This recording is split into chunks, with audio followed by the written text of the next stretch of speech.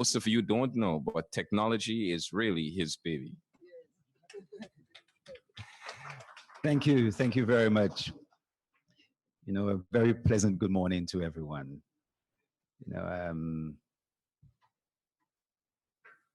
I am certainly honored to deliver these remarks at the launch of this non-profit organization, St. Vincent Grenadines ISOC, the first ISOC in the OECS, and this first cybersecurity conference. I want to tell you I'm a proud member of ISOC. And although I am here representing the government, I've got to say on behalf of the government of St. Vincent Grenadines and the Minister responsible for telecommunications, Honorable Camila Gonzalez, I graciously welcome all the participants here, all the members of ISOC. And I want to give a special welcome to Beville Gooding and Stephen Lee, founders of Caribnog. This organization held, I'm told, an amazing conference in Guyana earlier this year. And from what I understand, the next Caribnog 15 is going to be held in Miami in April, I think April 19th and 20th. And it is expected to be another important regional event. But I'm really amazed how Beville has been able to keep his youthful look. Beville, you have to tell us a little how you do that, you know? And you know, I've known him since I was the president of the CTU, and he has certainly grown and emerged as one of our region's most experienced ICT experts and a treasured advisor. Beville, I'm extremely pleased to tell you we launched the St. Vincent and Grenadines IXP last week. But many of you don't know that Beville was the main champion of IXPs in the Caribbean. He came around, I think, through the auspices of the CTU, going to every single country and showing us the benefits. Well, I used to know about ISP. It was IXP. What's an IXP? And he would sit down with the ministers, sit down with various senior persons, and we certainly had an airful. And I'm really pleased that we are able to achieve that, that milestone. Matter of fact, I think in 2010, I signed an agreement with Beville, Bill Woodcock, and an entity, Packet Clearinghouse, that will go beyond the IXPs. And that we would also have a DNS server. And I think Apollo, Roxanne, we have to follow up and make sure that we're able to go beyond the IXP and deliver these additional services to what our IXP is able to provide. I also want to welcome Sherman. We've known Sherman is ubiquitous, I would say. You know, he's everywhere. I used to be at ICANN. I knew him when he was there, and now he's there spearheading and pushing the formation of these ISOCs. And I'm really glad that we're the first in the OECS. We'll do certainly proud of it. So yes, I've been around for a little while.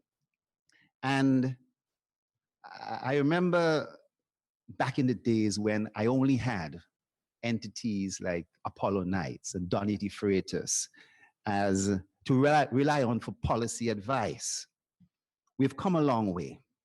And today, I feel the vibrancy, the enthusiasm, the passion, and the unbelievable interest like I've never seen it before.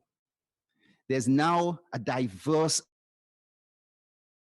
experience that is quite stimulating. The issue is how do we harness and use your knowledge as a force for good and national development. I lament the days when the NTRC would publish a consultation document on telecommunications issues like the quality of service or wholesale or retail prices, and only the providers would respond. There wasn't an empowered, organized consumer organization or professional brain trust that would also add their voice on behalf of the people of St. Vincent and the Grenadines and the region. Today, we need additional voices, whether disruptive or as a consensus, as champions for consumer and businesses, as a watchdog for fair play. And I believe ISOC SVG can play such a role. Government has its advisors, but government is prepared to also listen to a group that's almost 50 members strong of ICT professionals who clearly have something to say. And we have passed a suite of legislation dealing with cybersecurity issues. And I'm hoping soon we'll also have the new telecommunications bill being presented to Parliament. It's important that everybody knows the finer details of these particular, and still make comments. An organization should be able to make comments on these things if that time is available.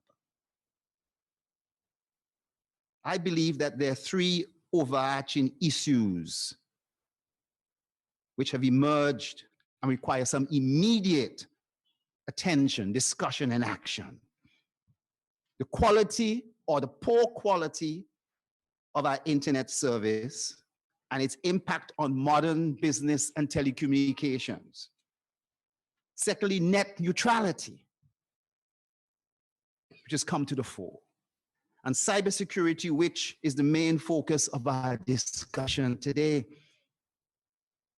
Net neutrality is a principle where ISPs, that's internet service providers, not to be confused with IXPs, the internet exchange point.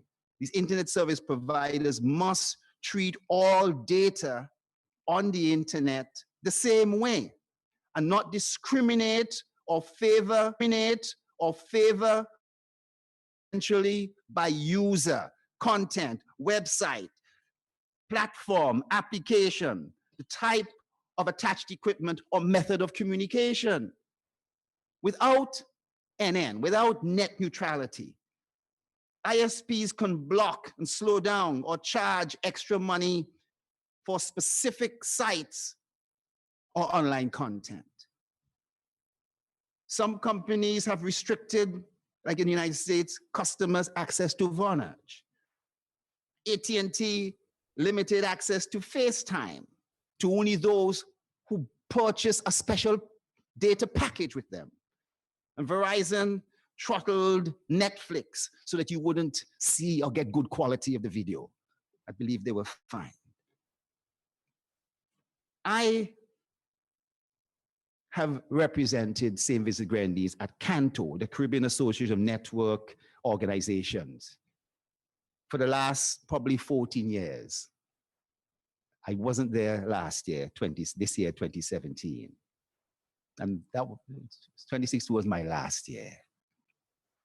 But in both 2015 and 2016, Caribbean telecommunication providers emphatically signaled their intention to deal with OTT, over-the-top telecommunication.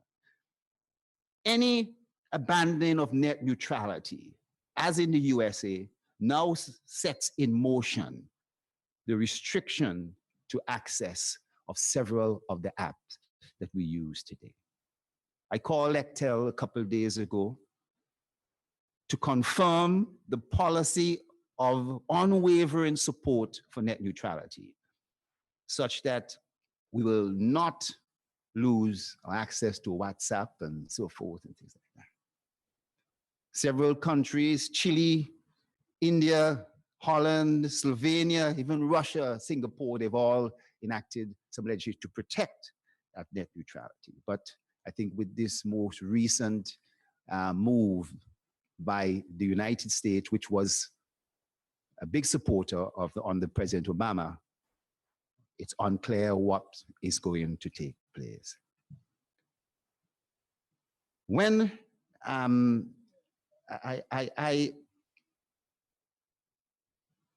when we liberalized our telecommunications market in 2001, 2003, one of the great hopes was that we'll see the emergence of new businesses, new ICT businesses that would take the lead and be able to start creating the software and the apps and other things that we need for our society. So I want to take this opportunity to congratulate the NCTI, the National Center for Technological Innovation, which 2 days ago held a very successful stakeholder conference and consultation on ICT, training, and business incubation. The CARSIP incubation project, which John is the project manager and which the NCTI runs and operates, has been a huge success. With the emergence of a number of new ICT business, ICT-related businesses, who are both in a residential incubator or virtual incubator. And we hope that this particular process is going to encourage. And we also will be looking forward to, at the other end, seeing how the citizens of our country can receive the kind of basic training so that they're no longer fearful of the use of ICT. And I think the NCTI is going to be launching a program to see how there could be like a national basic ICT literacy certificate or badge that every citizen, even the elderly, could attain. I was supposed to have traveled to India 2 weeks ago at the International Cybersecurity Conference representing St. Vincent in India, New Delhi. Well, the Caribbean Telecoms Organization couldn't get me there on time, so I didn't go. But they were able to send me a list of principles that they had agreed to, that the various ministers and heads of delegation had agreed to. And they recognize that cyberspace, in its open, decentralized, and distributed nature, empowers the individual and has fostered innovation, collaboration, and rapid development. The enjoyment of these benefits relies upon its safety and resilience. As cybersecurity can also be a vehicle for crime, fake news, extremism, and other social ills. We all have a shared responsibility. They produce 7 principles. Principle 1, we contribute, and we must all contribute to a safe and effective global cyberspace. Number 2, our actions in cyberspace support broader economic and social development. The 3, we must act immediately, also individually and collectively, to tackle cybercrime. Principle 4, we each exercise our rights and meet our responsibilities in cyberspace. And principle 5, practical applications of these principles. There's a whole set there. So I want, first of all, to congratulate John and ISOC. And I think that this is really the start of something big, something very good. And I'm hoping that as we now move on to a means by which we can have true national consultations on issues relating to ICT, including that of cybercrime, that you as participants will lend your voice, whether as individuals or, as I said, in consensus, so that we could send a clear message to providers, to government, to other entities, that this is what the people of St. Vincent and the Grenadines are saying, and we must listen. Thank you very much, ladies and gentlemen. Good night.